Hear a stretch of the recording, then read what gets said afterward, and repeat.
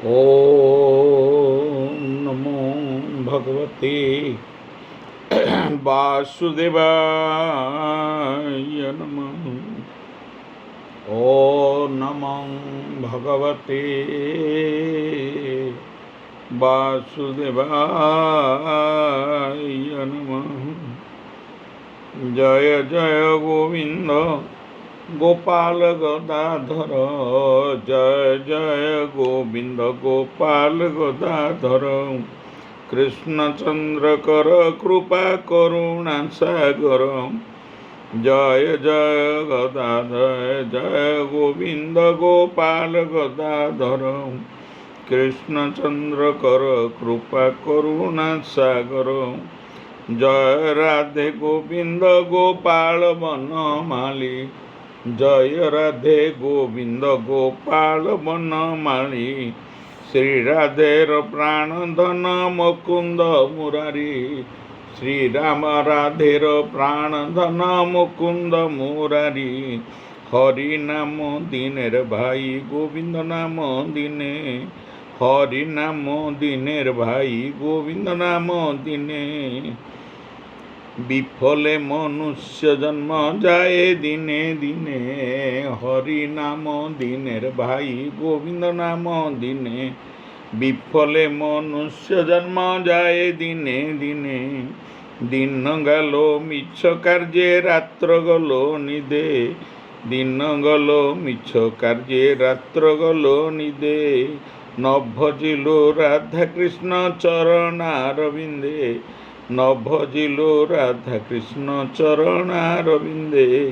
कृष्ण भजिबार पाई संसारे होइलु, कृष्ण भजिबार पाई संसारे होइलु। मिछ माया बद्ध होई सबु पासोरिलु, मिछ माया बद्ध होई सबु पासोरिलु। हरे कृष्ण कृष्ण कृष्ण हरे हरे, हरे राम राम राम हरे हरे। हरे कृष्ण कृष्ण कृष्ण हरे हरे, हरे राम राम राम हरे हरे। ओम नमो भगवते वासुदेवाय नमः। ओम नमो भगवते वासुदेवाय नमः। राजा परीक्षितंकर सृष्टि विषयक प्रश्न चतुर्थ अध्याय द्वितीय स्कंद चतुर्थ अध्याय। बयास करति बस्ते तो निश्चयमात्मन उपधार्य मति कृष्णे, औते रे सतीं व्यधा। श्री सुखदेव राजा परीक्षित को भागवत तत्व प्रदान कले। श्री सुखदेव राजा परीक्षित को भागवतर तत्व प्रदान कले। कहीं प्रदान कले से विषय आमे पूर्व आलोचना करिजे जे परीक्षित राजांकर 7 दिन भितरे मृत्यु हबार जानी सबु किछि छाड़ी राजा परीक्षित आसी गंगा नदी कूलरे आसिकी निजे उपविष्ट करथिले। आत्मजाय सुतागार पशुद्रविण बंधुषु, राज्ये चा विकले नित्यं विरूढ़ा ममतां जहौ। राजा परीक्षित कुशासन रे सबुकिछि छाड़ी कुश आसन रे शयन करथिले। निजर शरीर पत्नी पुत्र राजप्रसाद पशु धन संपद और भाई बंधु संगे नीतिदिन लिप्त रहिबा फलरे से सबु प्रति तांकर दृढ़ ममता आसी जाइतना। वर्तमान क्षणक मध्यरे से सही ममता को परित्याग करदेले। गोटे क्षण भितरे सही ममता को परित्याग करदेले। कहीं कारण महामनस्वी परीक्षित निजर मृत्युर निर्धारित समय जानी सारी। भागवत कहले ମନୁଷ୍ୟ ମୁଣ୍ଡେ ମୃତ୍ୟୁ ବସେ, ଆତ୍ମାକୁ ଅନୁକ୍ଷଣେ ଗ୍ରାସେ, ସାଧିବ ସକଳ ଶକ୍ତି, ଯେଣେ ଜନ୍ମିବ ବିଷ୍ଣୁ ଭକ୍ତି। ଗୋବିନ୍ଦ ଗୋବିନ୍ଦ ଗୋବିନ୍ଦ, ପଦୁ ଗଳୁଛି ମକରନ୍ଦ।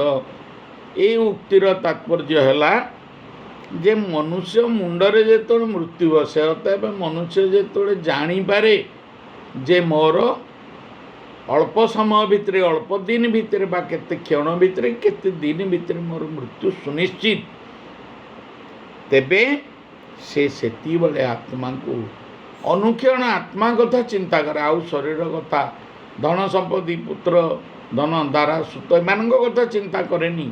ଯେଉଁ କଥା କି ପରୀକ୍ଷିତ କରିଥିଲେ, ସେ ଅନୁକ୍ଷଣେ ନିଜର ଆତ୍ମାର ଉନ୍ନତି କଥା ଚିନ୍ତା କରେ ଯେ ମୁଁ କେମିତି ମୁକ୍ତି ପାଇବି। ସକଳ ଶକ୍ତି ସାଧିବ, ସକଳ ଶକ୍ତି ସମସ୍ତ ଶକ୍ତିକୁ ପ୍ରୟୋଗ କରି, କ୍ଷଣେ ଜନ୍ମିମ ବିଷ୍ଣୁ, ସେ ଚେଷ୍ଟା କରେ ଯେ କିପରି ଭାବରେ ମୋ ଭିତରେ ବିଷ୍ଣୁଙ୍କ ପ୍ରତି ଭକ୍ତି ଜାତ ହେବ। ମହାମନସ୍ୱୀ ପରୀକ୍ଷିତ ନିଜ ମୃତ୍ୟୁର ନିର୍ଦ୍ଧାରିତ ସମୟ ଜାଣି ସାରିଥିଲେ, ତେଣୁ ସେ ଧର୍ମ, ଅର୍ଥ, କାମ ସମ୍ବନ୍ଧୀୟ ସମସ୍ତ କର୍ମରୁ ସେ ସମ୍ପର୍କ ତୁଟାଇ ଦେଇଥିଲେ।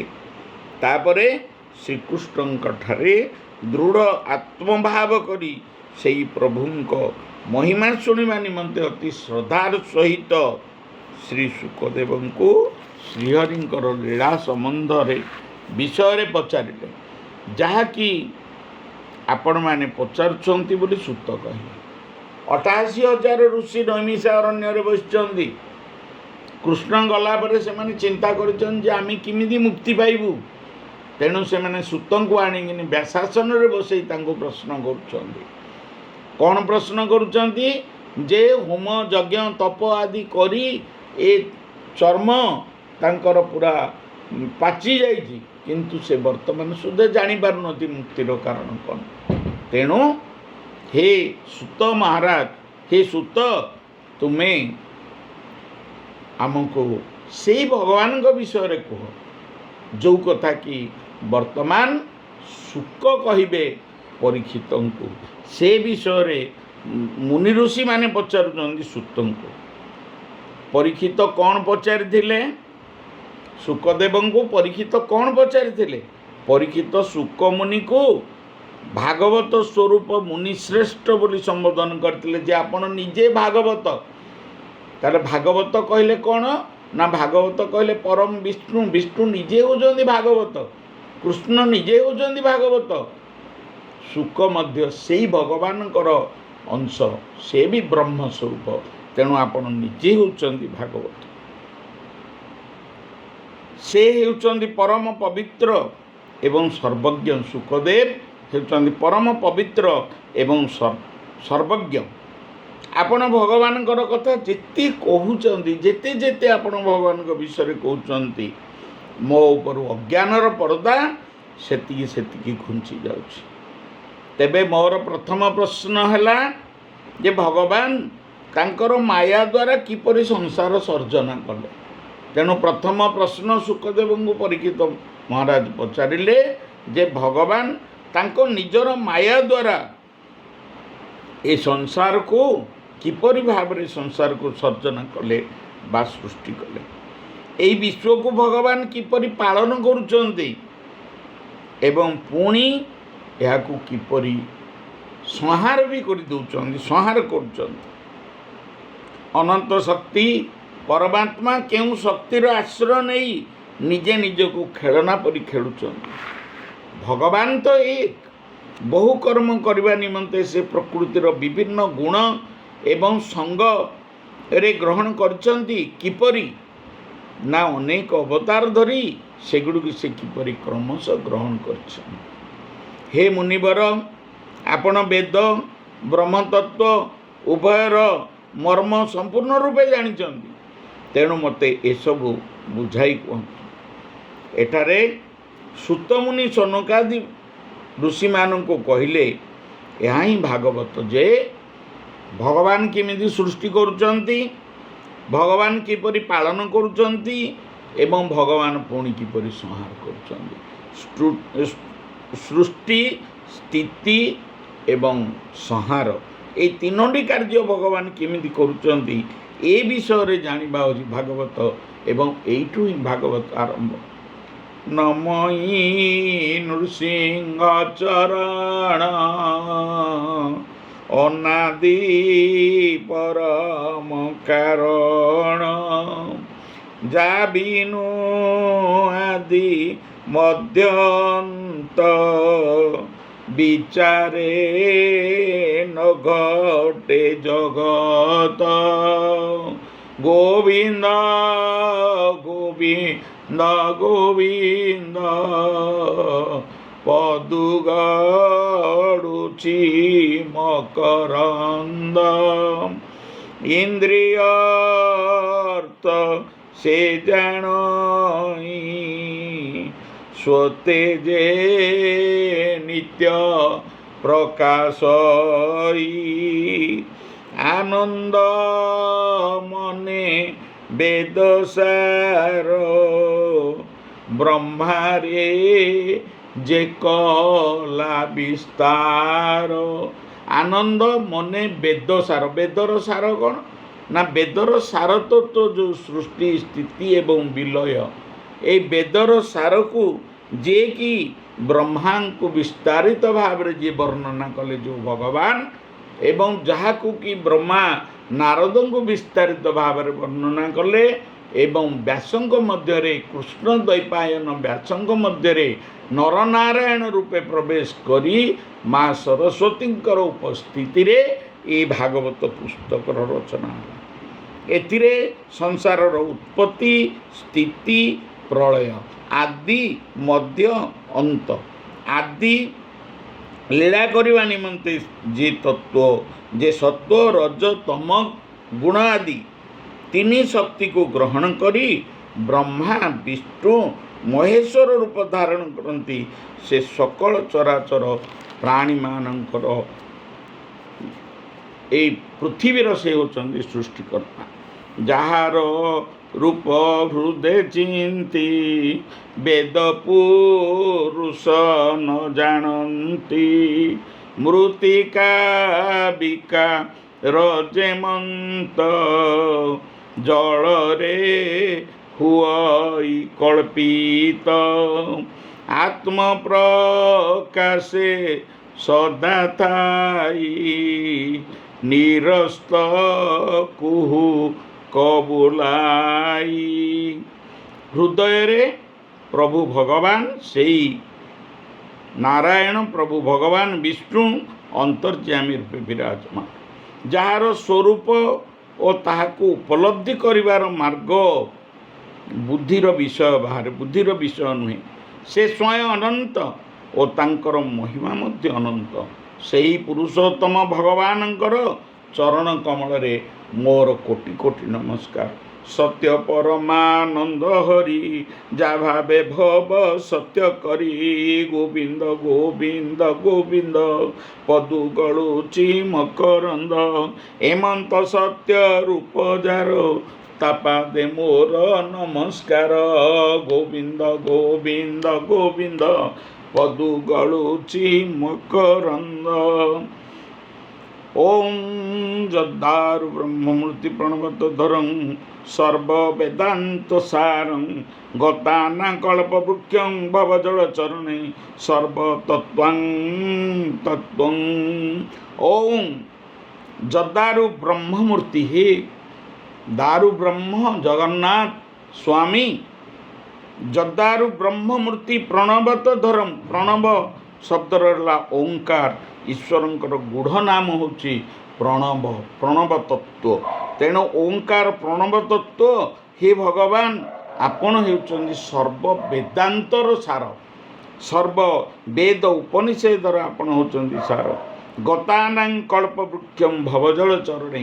ତେଣୁ ଅତୀତରୁ ଗତାନା ବହୁତ ଇତିହାସ ଯୁଗରୁ, ବହୁତ ଯୁଗରୁ ଯେଉଁ କଳ୍ପବୃକ୍ଷ ବର ଚରଣରେ ଭବଜଳ जो समुद्र विद्यमान ସେହି ନୀଳାଦ୍ରି ନୀଳଶୈଳ ଉପରେ ଆପଣ विद्यमान आपण बसी सेठी सर्वतत्वान्तत्व समस्त तत्वर आपण होचंदी मूल तत्व आपण होचंदी मूल आपण होचंदी दारु ब्रह्म आपणक पाखर समस्त अवतारर सृष्टि शांताकारं भुजंग शयनं पद्मनाभ सुरेशं लक्ष्मीकान्तं कमलनयनं योगिर्विध्यान गम्यं वंदे विष्णुं भवभयहरं सर्वलोकैकनाथं वंदे विष्णुं भवभयहरं सर्वलोकैकनाथ शंभु समस्त लोकर नाथ प्रभु स्वामी होचंदी आपण तेणु ए भव भय को दया करी दूर करन पृथ्वी रे समस्ते जेतेबेले सुप्त समस्ते जेतेबेले सोईथांती जे केही जणे जाग्रत थांती एवं तांकोटारे ऐश्वर्य थाऊ बा न थाऊ से ऐश्वर्यर अधिकारी हुअंतु मा न हुअंतु से भल कही जानतु बा न जानतु से भल गीत गाई जानतु बा न जानतु भगवान तांको माध्यम रे आपे आपे प्रकाशित हुअंती थिले थाऊ पछे गुण अपार चरित्र नथिले सबु असार तेणु आपण पाखे अनेक गुण थाऊ आपण भल गीत गाउथांतु भल कथा कहता किंतु गुण नथिले असार गुण कहले एटी भगवत चरित्र भगवान प्रति निष्ठा थिबा दरकार भगवान प्रति निष्ठा न थाई आपण जदि कथाकार हेले तेबे से कथार किछि मूल्य रहिबो नाही। ओम नारायणाय नमः नारायणाय विद्महे वासुदेवाय धीमहि तन्नो विष्णु प्रचोदयात्। ओम नारायणाय नमः नारायणाय विद्महे वासुदेवाय धीमहि तन्नो विष्णु प्रचोदयात्। ओम नारायणाय नमः नारायणाय विद्महे वासुदेवाय धीमहि तन्नो विष्णु प्रचोदयात्।